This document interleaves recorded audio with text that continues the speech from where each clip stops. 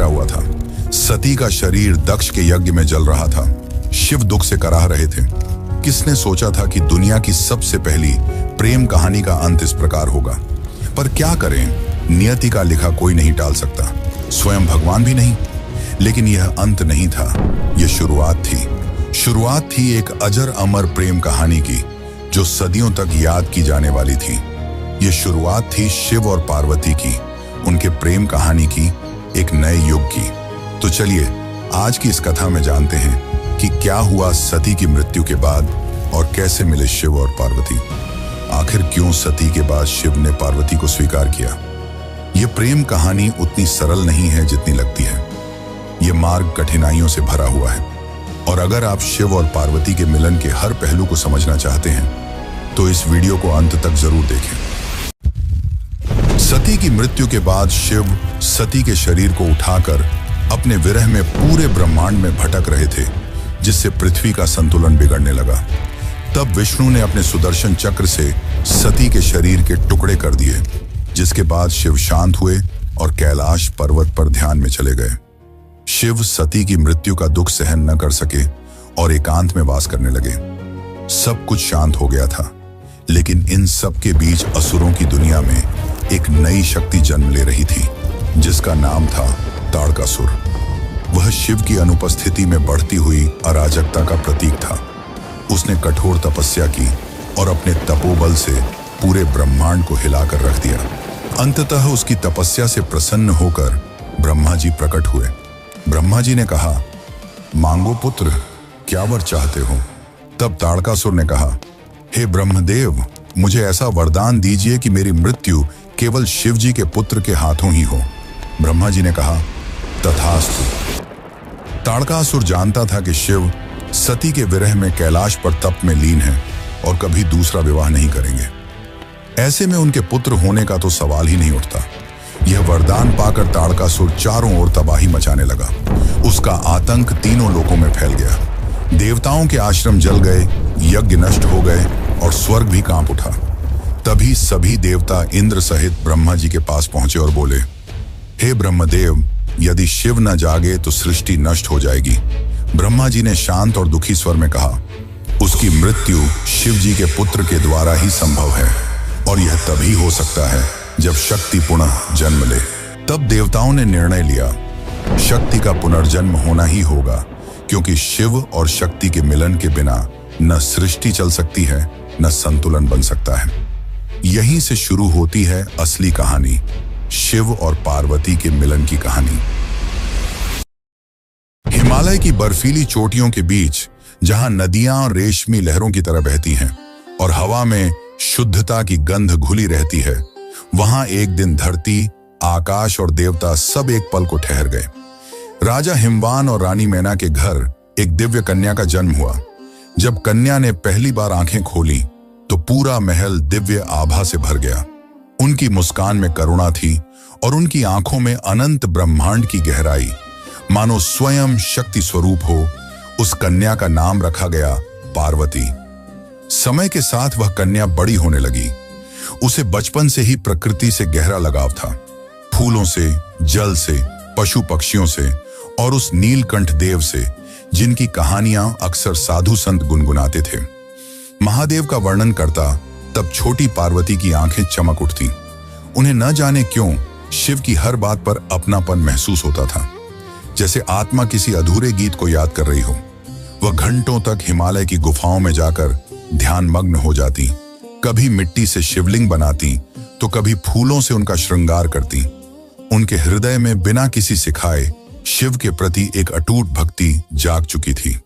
जब पार्वती केवल 4 वर्ष की थी, तब महान नारद मुनि उनके परिवार से मिलने आए। अपनी प्यारी बेटी का भविष्य जानने के लिए उत्सुक हिमावन ने नारद मुनि से पार्वती की हथेली पढ़ने और यह बताने का अनुरोध किया कि नियति ने उसके लिए क्या रखा है। नारद ने जो खुलासा किया वह विस्मयकारी और परेशान करने वाला दोनों था। उन्होंने भविष्यवाणी की थी कि पार्वती एक आदर्श महिला बनेंगी, लोगों द्वारा पूजी जाएंगी तथा अनुग्रह और सद्गुण के प्रतीक के रूप में पूजी जाएंगी। हालांकि एक अशुभ भविष्यवाणी थी जिसने हिमावन को बहुत परेशान कर दिया। पार्वती का भावी पति कोई ऐसा व्यक्ति होगा जो परित्यक्त स्थानों पर रहता होगा, अजीब आभूषणों और चिथड़ों में लिपटा होगा। वह शाही कपड़ों से सुशोभित नहीं होगा और उसकी उपस्थिति ही दुनिया के लिए पहचानने योग्य नहीं होगी। यह सुनकर रानी मैना का चेहरा फीका पड़ गया। क्या मेरी बेटी उस त्यागी से विवाह करेगी? नारद मुस्कुराए, माता, आप उन्हें त्यागी कहती हैं, पर वे ही सृष्टि के अधिपति हैं। यह मिलन केवल विवाह नहीं होगा, यह ब्रह्मांड के संतुलन का पुनर्जन्म होगा। उस दिन से पार्वती के जीवन का लक्ष्य स्पष्ट हो गया। वह जानती थी कि उनका जन्म ही शिव को पाने के लिए हुआ है। न बाल्यावस्था की इच्छाएं, न राजसी सुख, बस एक संकल्प था उनके मन में कि वह उस एक आत्मा को फिर से पाएंगी जिससे उनका संबंध जन्मों से जुड़ा है। समय बीतता गया और छोटी पार्वती अब युवावस्था में प्रवेश कर चुकी थी। उनके चेहरे पर वही शांत आभा थी जो सती के समय थी, वही निश्चल दृष्टि, वही करुणा और वही अनकहा विरह। बचपन से ही उन्होंने अपने हृदय में शिव को महसूस किया था, पर अब वह भावना एक दृढ़ संकल्प बन चुकी थी। जब उन्होंने नारद मुनि की भविष्यवाणी सुनी कि उनका भाग्य स्वयं महादेव से जुड़ा है, तो उन्होंने तय कर लिया कि यदि उनका जीवन किसी उद्देश्य के लिए बना है तो वह केवल शिव की प्राप्ति है। एक दिन पार्वती ने अपने पिता हिमवान से कहा, पिताश्री, मुझे अब राजमहल में नहीं रहना, मुझे उस मार्ग पर चलना है जहां से मैं अपने प्रभु को पा सकूं। हिमवान ने आश्चर्य से पूछा, बेटी, क्या तू उस मार्ग की कठिनाइयों को जानती है? वह मार्ग फूलों से नहीं, अग्नि से भरा है। पार्वती मुस्कुराई और बोली, पिताश्री, प्रेम जब सच्चा हो तो अग्नि भी दीपक बन जाती। और इसी दृढ़ निश्चय के साथ पार्वती ने अपना महल, वैभव और परिवार सब त्याग दिया। वह हिमालय की शीतल हवाओं को पीछे छोड़कर दक्षिण दिशा की ओर चल पड़ी, जहां साधु संतों ने उसे बताया था कि श्रृंगी तीर्थ वह स्थान है जहां तप करने से देवता भी प्रकट होते हैं। पर्वतों के बीच बर्फीली घाटियों में पार्वती ने अपना छोटा सा आश्रम बनाया। वहां न कोई सुख सुविधा थी, न कोई राजसी जीवन, बस नदियों की ध्वनि और उनके झप की गूंज। शुरुआत में उन्होंने फल और जल से अपना जीवन चलाया, पर धीरे धीरे उन्होंने हर भौतिक आवश्यकता का त्याग करना प्रारंभ किया। अब वे केवल पत्तों पर निर्भर रहने लगी। दिन के समय वे खुले आकाश के नीचे बैठकर ध्यान करती और रात को पत्थर पर लेटकर शिव का स्मरण करती। उनकी साधना इतनी गहरी थी कि उनके शरीर से प्रकाश निकलने लगा था। ऋषि मुनि जो उन्हें देखने आते कहते कि उनकी तपस्या किसी साधारण मानव की नहीं हो सकती। वर्ष बीतते गए, अब उनका जीवन केवल प्राणवायु पर निर्भर था। ऐसा लगता था मानो स्वयं प्रकृति उनकी साधना में लीन हो गई हो। उनकी आंखें बंद थीं, पर उनके मन में केवल एक नाम था, महादेव।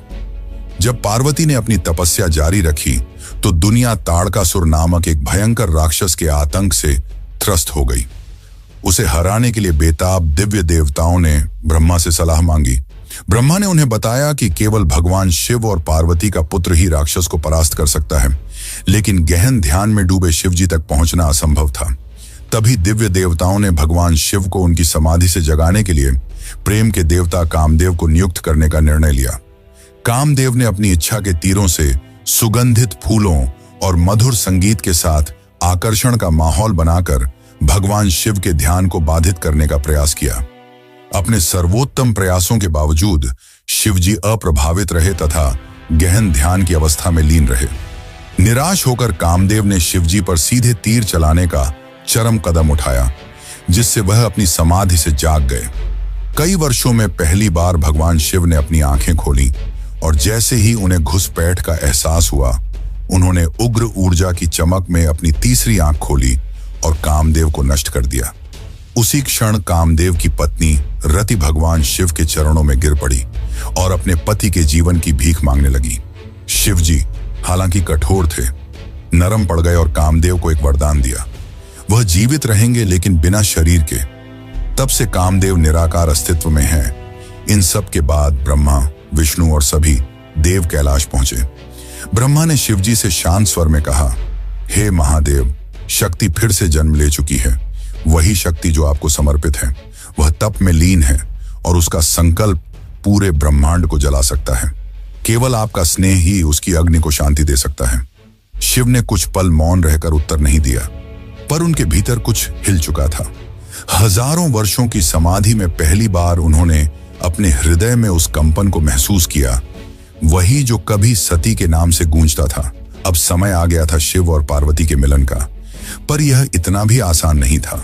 अब पार्वती को अपना प्रेम साबित करना था। तो चलिए अब जानते हैं कि क्या हुआ जब शिवजी उनके सामने गए और कुछ ऐसा पूछा जिसने पार्वती को भी चकित कर दिया। लेकिन उससे पहले अगर आपको वीडियो अच्छी लग रही है तो इसे लाइक करके कमेंट में हर हर महादेव जरूर लिखें।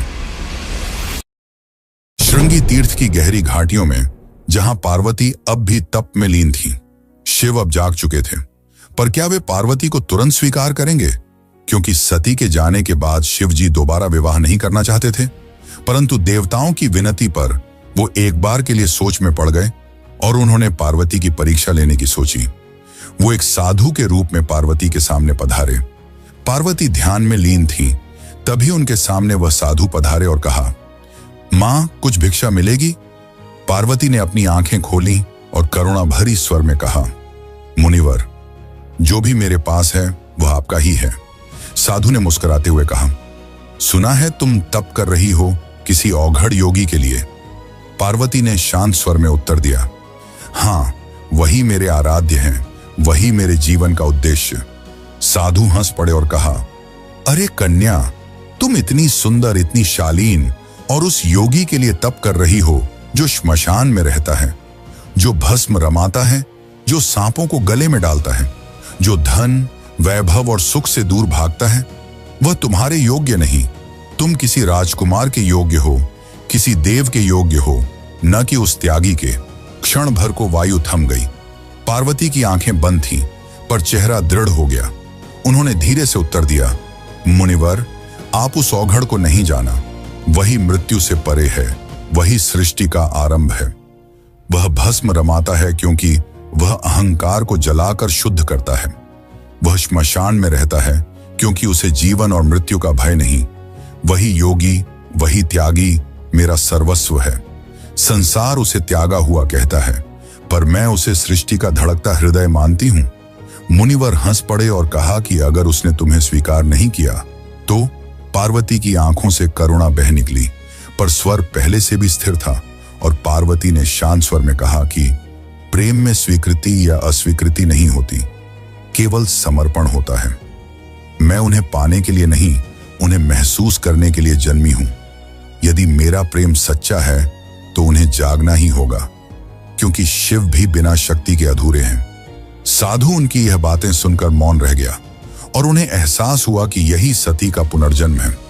जिसके बाद वे अपने असली रूप में आए और मुस्कुराते हुए कहा, देवी, तुम्हारा प्रेम और भक्ति असली है। तुमने मुझे पाने की नहीं, समझने की साधना की है। मैं तुम्हें अपनी अर्धांगिनी के रूप में स्वीकार करता हूं। पार्वती की आंखों में आंसू थे और चेहरे पर मुस्कान। उन्होंने हाथ जोड़कर शिवजी को प्रणाम किया। हजारों सालों बाद आज फिर वह पल आया था जब ब्रह्मांड शिव के प्रेम का साक्षी बन रहा था। लेकिन अब भी इस कहानी का आखिरी पड़ाव बाकी है और वो है शिव और पार्वती का विवाह। श्रृंगी तीर्थ की वह कथा अब पूरे ब्रह्मांड में फैल चुकी थी।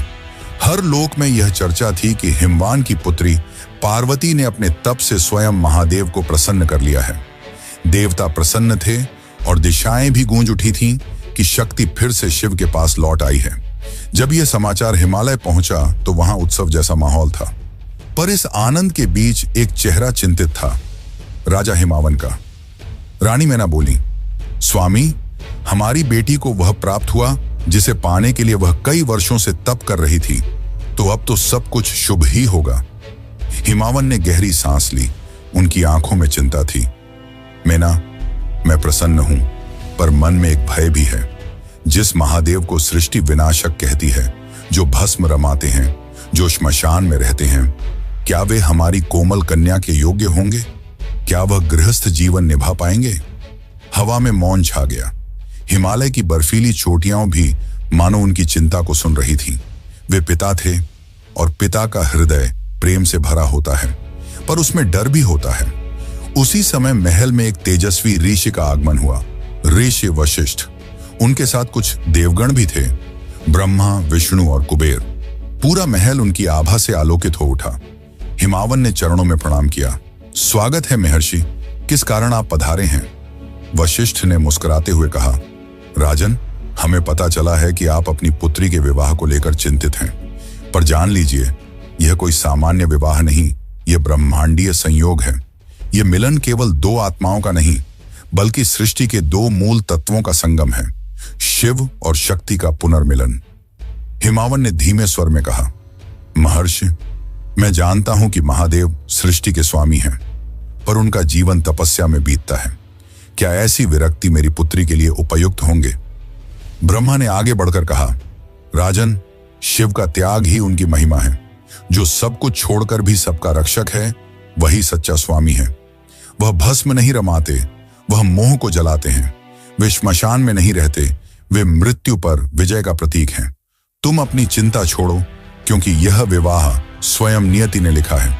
विष्णु ने मुस्कुराते हुए कहा, राजा हिमावन, याद रखो, जब शिव और शक्ति एक होते हैं तभी ब्रह्मांड संतुलित होता है। उनके मिलन से ही तारकासुर का अंत संभव होगा और सृष्टि पुनः अपने मार्ग पर लौटेगी।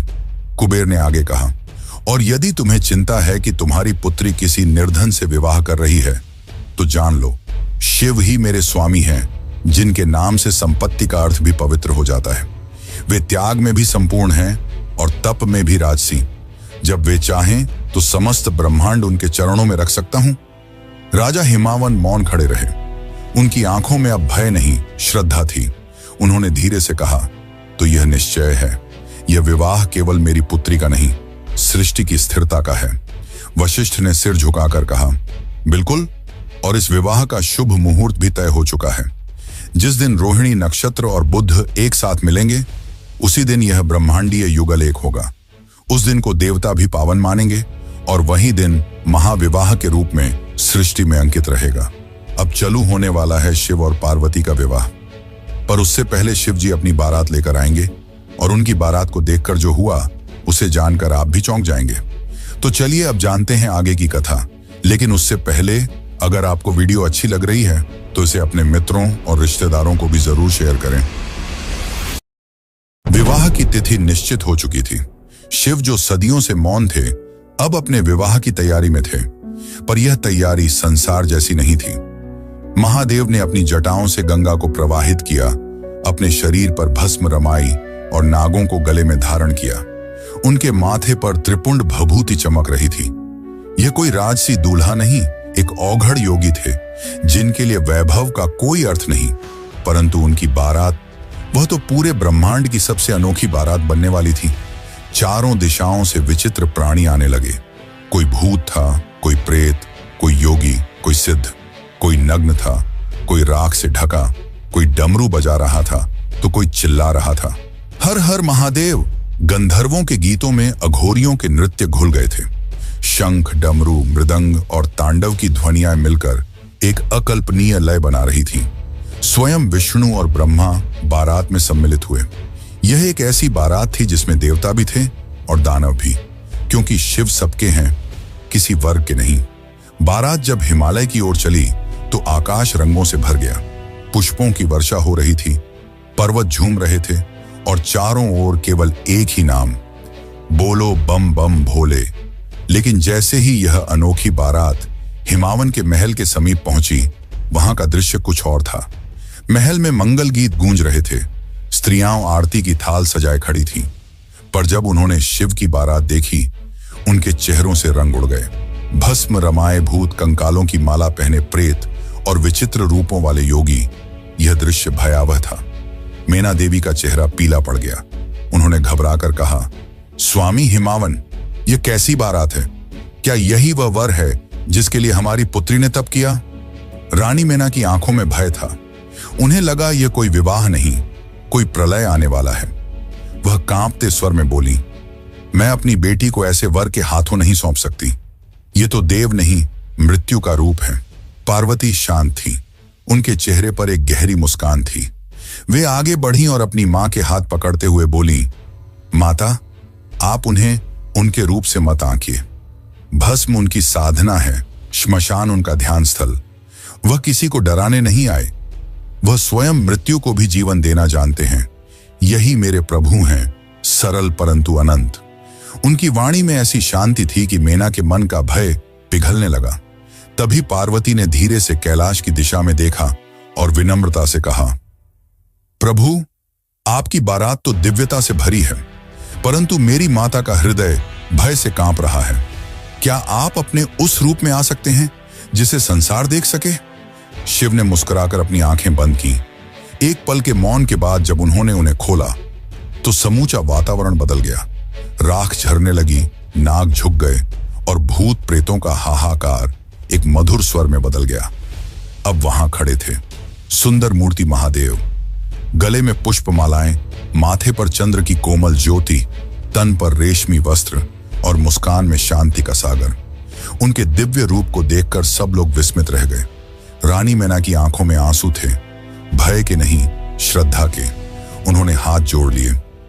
प्रभु, अब मैं समझी, यही ब्रह्मांड के स्वामी हैं, यही मेरी पुत्री के योग्य हैं। शिव ने स्नेह भरी दृष्टि से पार्वती की ओर देखा और कहा, देवी, तुम्हारे प्रेम ने मेरे अघोर को भी सुंदर बना दिया। देवगण, सिद्ध, योगी, गंधर्व सब एक साथ एक ही स्थान पर एकत्र हुए। स्वर्ग, पृथ्वी और पाताल तीनों लोग उस क्षण एक हो गए थे। कोई शत्रु नहीं, कोई भय नहीं। राजा हिमावन ने विशाल सभा सजवाई थी। सुवर्ण कलशों में गंगा जल भरा गया। वेदों के मंत्रों की ध्वनि पूरे वातावरण में गूंज रही थी। स्वयं ब्रह्मा ने आचार्य बनकर विवाह का विधान आरंभ किया। उनका स्वर गंभीर परंतु मधुर था। ओम पार्वत्यै शिवाय नमः। विष्णु ने आगे बढ़कर कन्यादान किया। यह कोई साधारण क्षण नहीं था।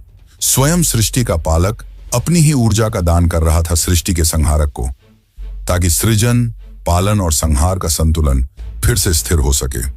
विष्णु ने कहा, हे प्रभु, आज मैं आपको वह प्रदान करता हूं जो इस ब्रह्मांड की आत्मा है। पार्वती केवल मेरी बहन नहीं, बल्कि वह शक्ति है जिसके बिना सृष्टि अधूरी है। उन्हें स्नेह दो, क्योंकि यही प्रेम ब्रह्मांड को जीवित रखता है। शिव ने दोनों हाथ जोड़कर उत्तर दिया, नारायण, मैं वचन देता हूं कि जिस शक्ति ने मुझे जागृत किया उसे मैं अपने अस्तित्व का आधा भाग बनाऊंगा। ब्रह्मा ने अंतिम मंत्रोच्चारण किया और उसी के साथ यह भव्य विवाह संपन्न हुआ। जैसे ही विवाह संपन्न हुआ, सभी भूत, प्रेत, देवता, ऋषि, राक्षस सबने एक साथ जयघोष किया, हर हर महादेव। उस क्षण ब्रह्मांड स्थिर हो गया। समय मानो एक पल के लिए रुक गया था, क्योंकि शिव और शक्ति अब एक थे। इस एकत्व ने सृष्टि को नया संतुलन दिया। वही ऊर्जा जो पहले विरह में विकृत हो रही थी, अब प्रेम में परिवर्तित हो गई थी। देवताओं ने ब्रह्मा से पूछा, प्रभु, अब क्या होगा? ब्रह्मा मुस्कुराए, अब ब्रह्मांड फिर से अपना मार्ग पाएगा। इस दिव्य मिलन से जो शक्ति उत्पन्न होगी, वही एक दिन तारकासुर का अंत करेगी। वही बालक जो इन दोनों की ऊर्जा से जन्मेगा, देवताओं का रक्षक बनेगा, कार्तिकेय। लेकिन यह अंत नहीं था। शिव और पार्वती के विवाह के बाद दोनों शांति और प्रेम से थी और प्रेम कैलाश में वास करने लगे। पर अब भी पार्वती के मन में कुछ ऐसे प्रश्न थे जिनके उत्तर वह जानना चाहती थी।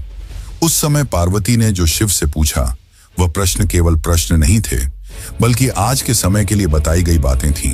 तो चलिए अब जानते हैं शिव और पार्वती के बीच हुए उन संवादों को, जिन्हें हर हिंदू को जरूर जानना चाहिए। शिव और पार्वती का दिव्य विवाह संपन्न हो चुका था। हिमालय के शिखर अब मौन थे, मानो स्वयं प्रकृति ध्यान में चली गई हो। विवाह के उत्सव के बाद जब सब लोग अपनी अपनी दिशा लौट गए, तब कैलाश पर्वत फिर से शांत हो गया। वही श्वेत बर्फ, वही ठंडी हवाएं, पर अब उसमें एक नई आभा थी, क्योंकि अब उस पर्वत पर विराजमान थे शिव और शक्ति एक साथ, सृष्टि के दो शाश्वत पक्ष जो अब एक दूसरे में विलीन हो चुके थे। रात्रि का समय था। चंद्रमा अपनी कोमल रोशनी से कैलाश की चोटियों को नहला रहा था। पार्वती शिव के समीप बैठी थी। कुछ क्षण मौन रहा, वह मौन जो शब्दों से भी गहरा था। फिर पार्वती ने धीरे से पूछा, प्रभु, यह सब जो हुआ, मेरा जन्म, मेरी तपस्या, हमारा मिलन, क्या यह सब नियति थी या आपने ही इसे रचा? शिव मुस्कुराए।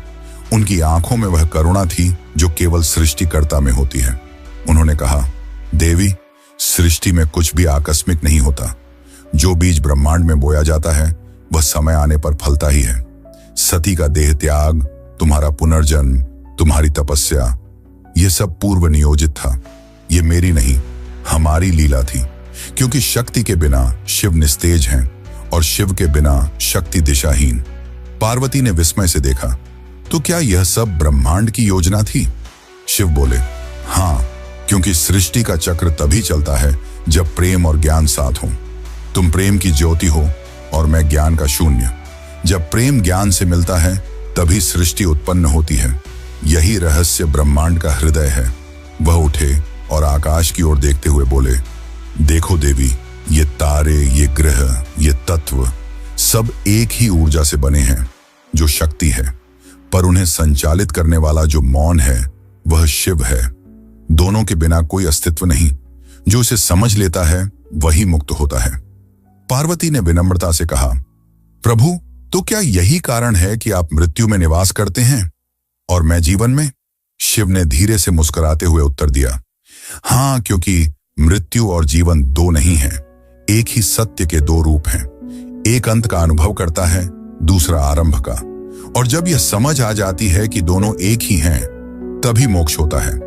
शिव ने पार्वती की ओर देखा और कहा, देवी, यही ज्ञान एक दिन मनुष्यों को मिलेगा। जब मन की लहरें शांत होंगी तब आत्मा यह सत्य देखेगी कि बाहर कुछ नहीं, सब भीतर ही है। यही विज्ञान भैरव तंत्र का बीज है जो एक दिन संसार को बताएगा कि ध्यान, प्रेम और शून्यता सब एक ही द्वार की ओर ले जाते हैं। पार्वती की आंखों में आंसू थे, पर वे आंसू आनंद के थे। उन्होंने कहा, प्रभु, मैं चाहती हूं कि यह ज्ञान केवल देवताओं तक सीमित न रहे, यह हर जीव तक पहुंचे, ताकि मनुष्य जान सके कि प्रेम ही परम सत्य है। शिव ने उत्तर दिया, और वही होगा देवी। मैं यह ज्ञान तुम्हारे माध्यम से प्रकट करूंगा। जब तुम प्रश्न करोगी मैं उत्तर दूंगा, और उन्हीं प्रश्नों से जन्म लेंगे शिव सूत्र, जो सृष्टि के सबसे गूढ़ रहस्यों का मार्गदर्शन बनेंगे।